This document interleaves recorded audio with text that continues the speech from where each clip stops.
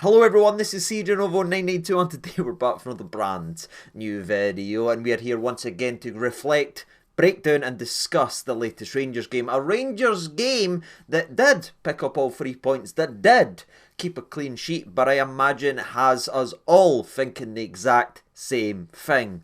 I wish it could be Thursday every day. That's right people, the weekend returned and so did the slow laboured performances. I'm sitting here feeling like Hercules doing his 13th labour, having to sit and reflect on this game once again and watch this team sort of ponder around in Scottish football, looking still as lost as they did day one under Michael Beale than they are a year and a bit in the job under Phil Clement. We still haven't found the secret formula to really get the best of us domestically, but at the same time at least we actually just finally went ahead and won the game of football, and I would say it was arguably our most comfortable win in a while in terms of chance creation and chances conceded, especially after taking the lead in the game. The last 15-20 minutes was a much more controlled than the normal manic hit the post, hit the bar, Hearts have a chance, Hibs have a chance, blah blah blah that we've had recently on certainly all of our narrow wins. It was a bit more controlled and you've got to give something at that, but at the same time as it wasn't exactly the greatest game of football. So we're going to reflect on it right here, the good, the bad and the ugly, which again is the perfect summary of Rangers so far this season, especially under Phil Clement. But it's 3 points in the bank and by God did we need it, because do you know, coming in to this game of football, since we last played St Johnstone in October, St Johnstone had picked up more points in the league than us since we played them on October. Let that sit in and remember the standards and remember the club that you support. Isn't that just a damning statement in and itself? So getting over the line by hook or by crook, sort of righting that wrong, getting back to winning ways was the minimum requirement of this weekend, and we did it. It wasn't pretty, but again, any real games, especially away from home, early kickoffs after a European football, I think if we're being fair and honest, no, normally. But of course, we're not just stat readers here or scoreline reflectors. There is individual talking points that needs to be spoken about. And that's what we're going to try and cover today. Because I know I normally keep it light-hearted and fun, but there was actually a very serious talking point a couple of weeks in Scottish football that showed its ugly side once again. And before I get into the jokes and before I start my stuff, I'm going to go ahead and break it down. Because obviously there was a talking point. You know where I'm going with this one that dominated the media. It was in press conferences. It dominated the news. The pundits had to say they were disgusted. They were frustrated. And again, we saw another side of that today as Jason Holt continued the Andy Halliday tradition of not celebrating a goal versus his former side in Rangers. And before I go any further, just want to say to Jason Holt, thank you, mate, because we can all laugh and feel, my God, that was terrible, but at least we won because of you, not because anybody else. You know, he wasn't the greatest former Ranger, but he always gave his on, he put the back in it brilliantly to give us all 3 points. The message of the message of the weekend and the key statement of the weekend, if you want a quick wee summary of how I'm feeling, it's this. It is, thank you, Jason Holt. But getting to the old Rangers perspective then, shall we? There's going to be a couple players mentioned throughout today's game recap that you might be thinking, I can't believe no mention them right now, but again, the longer you watch today's video, you hear the likes of Egman getting brought in, the likes of Hagi. What a story that is. He won us this game today with his assist. Yet a couple months ago he was banished for the Shadow Realm, so to come for the darkness to provide some light when we needed it is a great wee story in that as well. You've got the likes of Cherny as well, who's been good. We've got the Barami conversation that needs to be had, and obviously we need to talk about the likes of Robin Proper as well, and you hear his name a lot if you're staying with me over the next 5 to 10 minutes. But before we speak about all the good and the bad, all that, there is one player I want to be quick to mention today's video before we get into the proper game recap, and it's someone I've been quick to criticise during stages of his Rangers career, and I'm not taking that back or trying to rewrite history. I feel like I've been fair to do that, as there has been things that's needing to be called out. However, we're not going here to talk over spilled milk or anything like that, you know what I mean? We're here to reflect on the game we just witnessed, and for me, he's been getting praise over the last couple of weeks, and he's deserved it, especially, and I thought he was great today, and he was one of the main reasons we won today's game, because what today's game was a war in the trenches, roll the sleeves up and just get the line, and sometimes you just need somebody to really get involved in that battle and lead you and drag you over the line and make sure you didn't make any mistakes in the back line. So if you take one of your chances going forward, you get the 3 points and you get the up the road feeling that we've all got right now. And that for me is none other than John Soapy Souttar, who deserves the man of the match in my personal opinion. I don't know if he officially won or anything, but for me, his tackles, his interceptions, you know what I mean, he was big with a couple blocks, he was very quick as well, or just quick enough to keep Kimpy Edgar from burning by him at the end of the first half. He pretty much done everything that needed to be done today whilst babysitting Robin Proper's sort of madness that again we'll speak about later. But before we speak about any of the frustrations and the negatives, Big John was a positive for me. It was great to see and hopefully continues playing that way. But going ahead and getting into the game recap then, shall we? There is some things that we need to go ahead and discuss as the starting 11 provides some surprises, also some frustrations, which again happens quite too regularly this season, has maybe been one of the main problems. But everything that sort of happened, I like say Tavernier starting, if we had made a preview video yesterday, we would have been expecting that type of change long before we even heard of Sterling having a blocked nerve trips. You know what I mean? That is a kick in the crown. He's just earned his starting 11, but again, he is certainly a Rangers player with his injury record, and it is frustrating, and it's the only knock on the lad in. It was when he was in last year and he was performing well, despite Tavernier having an up or down season.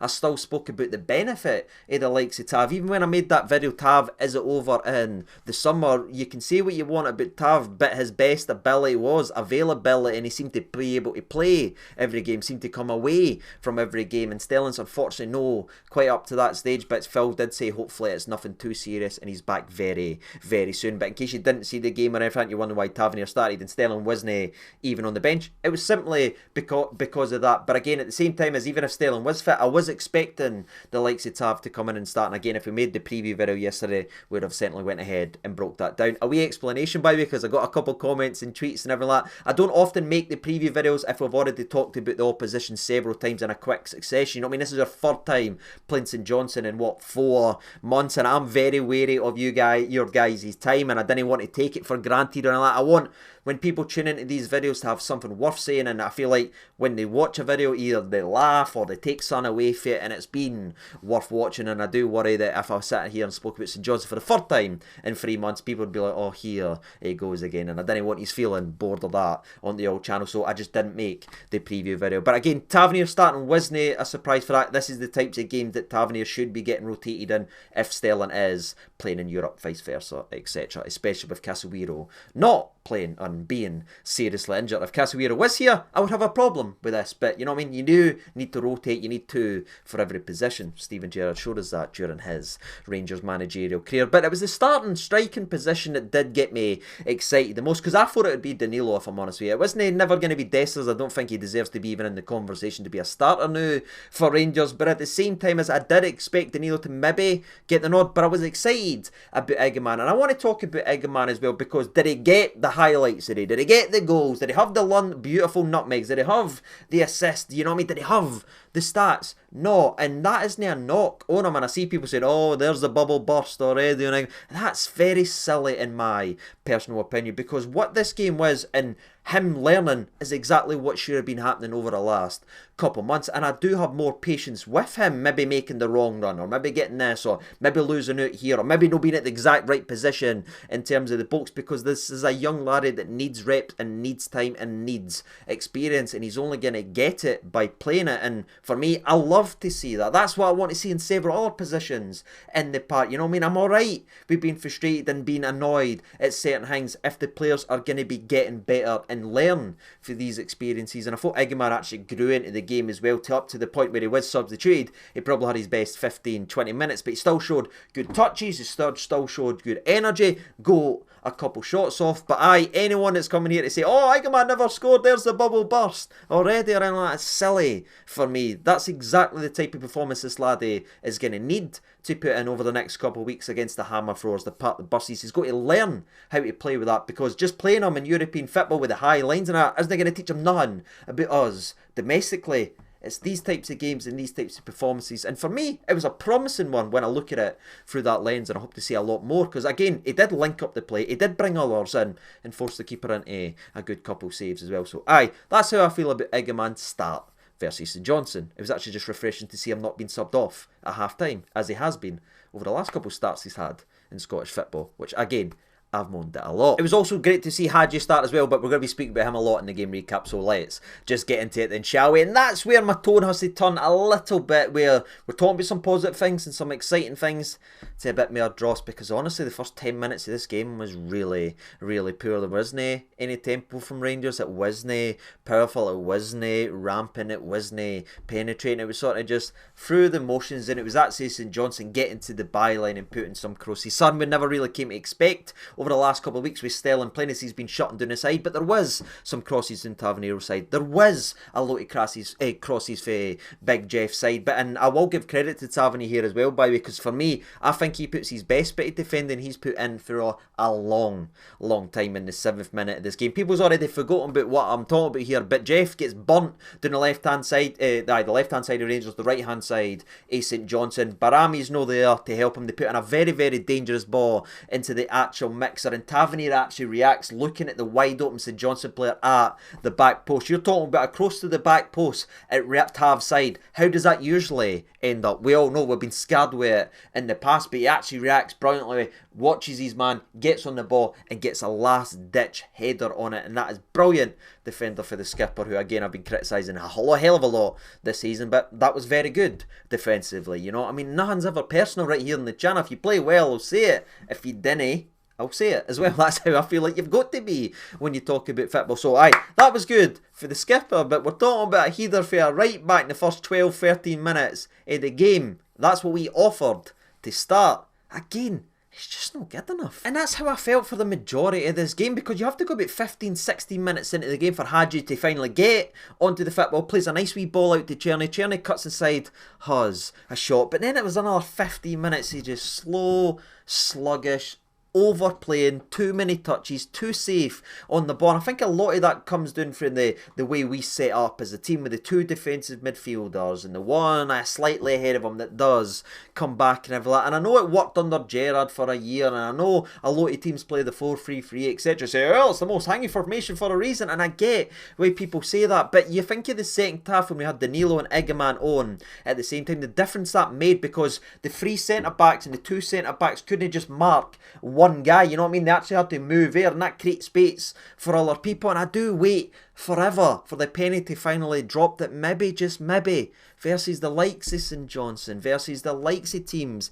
at the bottom of the league, we didn't need to play with kiddie gloves on and be overly protective of the middle of the park. Maybe, just maybe, putting the pressure on them, giving them other things to talk about in the box for when we do put our 400 crosses into the mix, of more than one player actually being in there will be a benefit to this club, because it's just glaring now, you know what I mean? It's overplayed. Everyone knows how to play against Rangers. It's no changed at all. Arguably got slightly worse than it was under Beale, but he played the exact same way as Gio did. Gio played the exact same way as Gerrard did. We have not adopted or changed a different philosophy at all. It's still the exact same thing, and we must be the easiest team in football to scout, and that's why all teams look so comfortable to play against us, because there's no imagination, there's no fresh ideas, and you just see it every single game we play domestically. They know exactly how I play against them, because we played against it the last time we played them, the time before that, the time for that, 5-6 years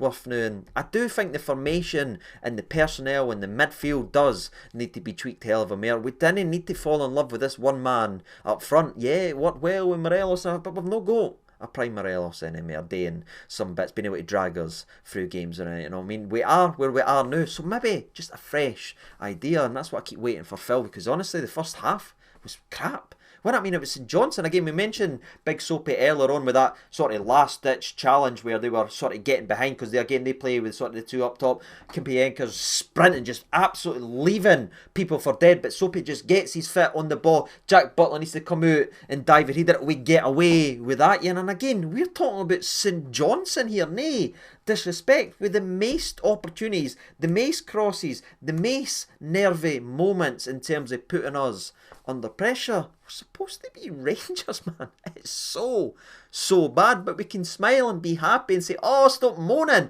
Do you know why? Because someone on the opposite team scored an own goal, so we actually won. The day you take the old goal off the park, we didn't score, we didn't win this game, and everyone's attitude is completely different because it's the exact same anger as we had last week versus Dundee United, but an own goal from the opposition changes it. We can't bury our head in the sands pretends it's any better than it was last week. But despite our frustrations and maybe a lot of the slog that we had to watch, we should have put the ball in the back of net at least once in the first half. There was a really good moment, when the ball got ponged to Egman. Egman brings it down, he plays it wide, the ball comes back into him, he then hits a shot on a swivel that forces the keeper into a save. There's another one where Cherny plays it to him, he just gets a shot away, but again, we've just not got enough people forward to actually live and breathe. You know what I mean? The likes of Defoe, the likes of Chola, the strikers that could sniff out opportunities and everything like to be there. If we have more attack-minded players on the part rather than defensive, you're getting the goals, you're getting the ugly moments when the goalie spills something inside the box. There's just nobody else, because the only guy we've got up front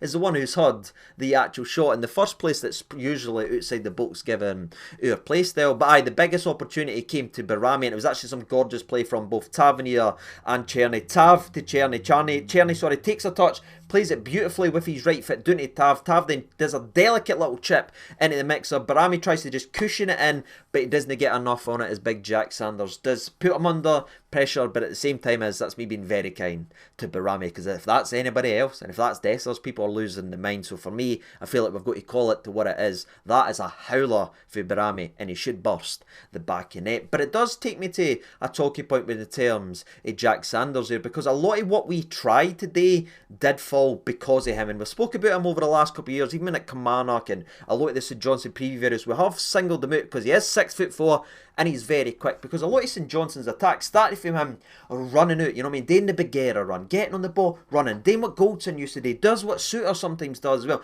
gets on the ball and runs, and when he gets up to his speed, he's 6'4", he's built like a brick shithouse, and he can actually run. And I sit and look at the likes of this, and I know people's going to, oh no, he's going to talk about signing somebody for St Johnstone, and I know what people are going to say, but for me, I can't believe that a scout at this football club can go out and look at the likes of Prop on and look at some of the duds we've bought the years at the centre back position, spent the money on the likes of Ben Davies, who's small, can't win a header. Well, that lad, he's just sitting there, 6'4", built like a brick shithouse, and can actually run.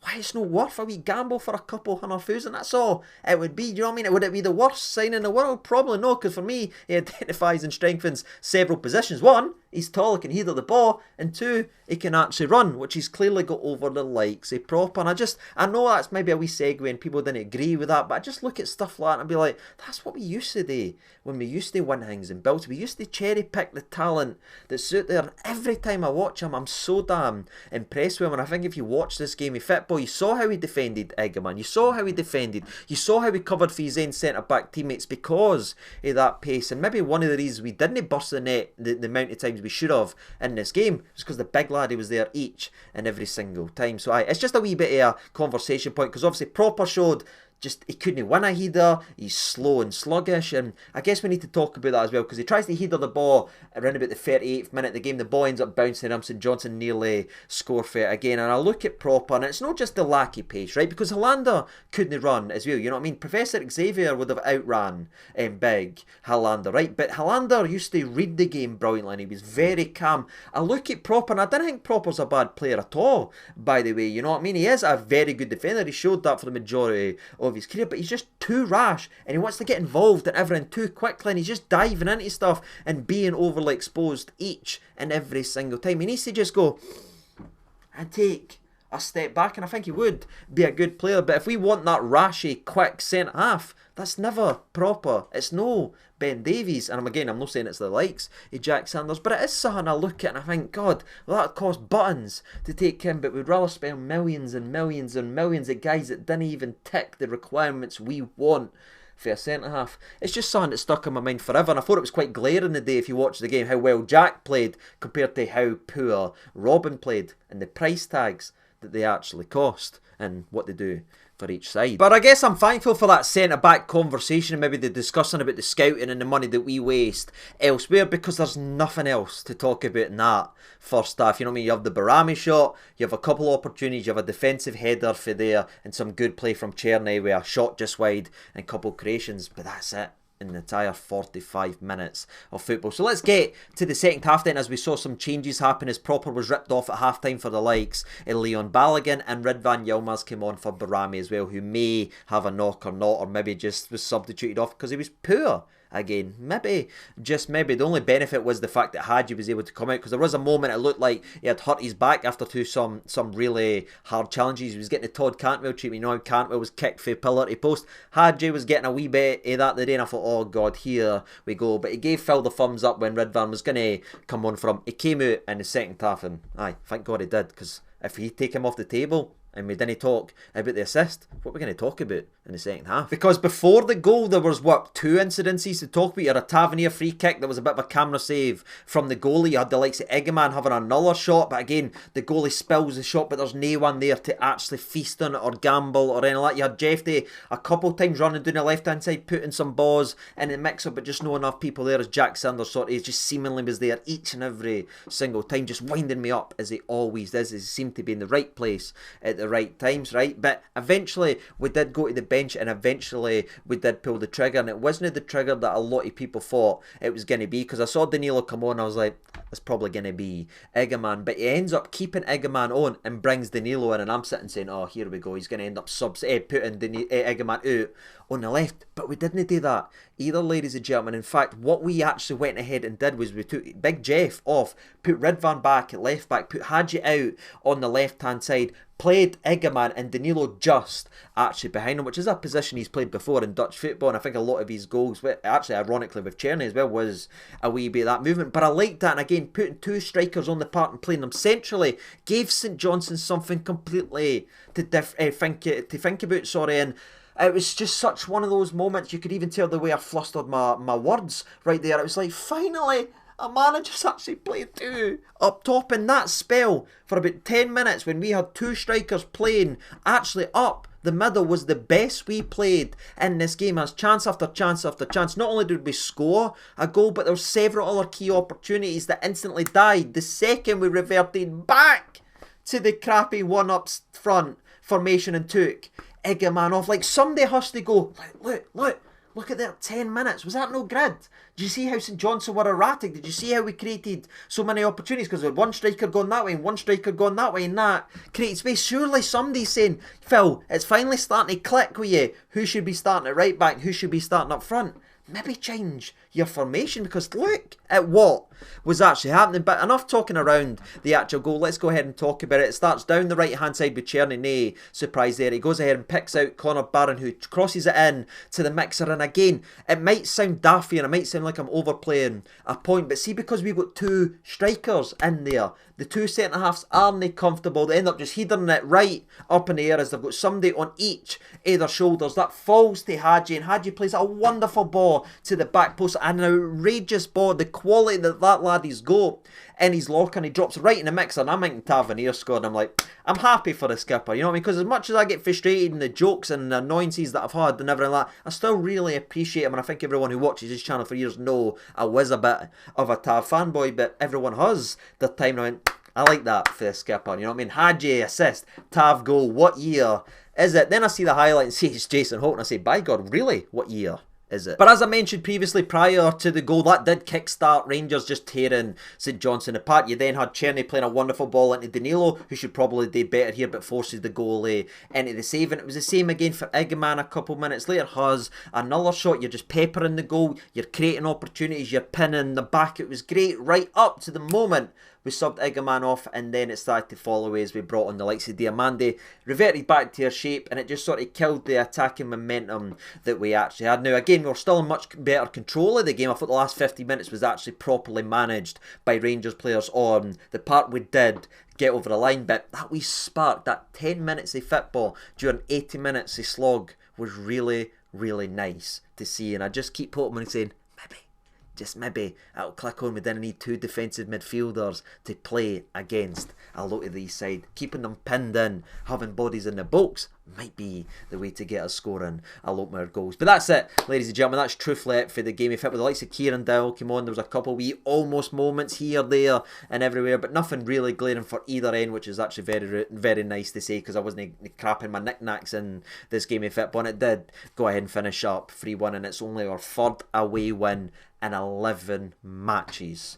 Ladies and gentlemen, let that sink in as well. That is a horrendous record, but thank God it's better than what it could have been if we didn't go ahead and win this game. But that's my thoughts and opinions in the game. It was ugly. It was an up-the-road style win. It was a typical away for home early kick-off in a European football, led by a couple of impressive performances. And again, I'll leave that game a bit more encouraged, because I've seen Egman get more reps. I've seen the likes of Hagi build his way up, and congratulations to that laddie and all that as well. And hopefully Son just finally clicks into this manager, that having more attack-minded players on the part will bring us more goals, and we didn't need to always play with this overly cautious style we have done for years. That's brought us 0 league success besides 1 freaking year.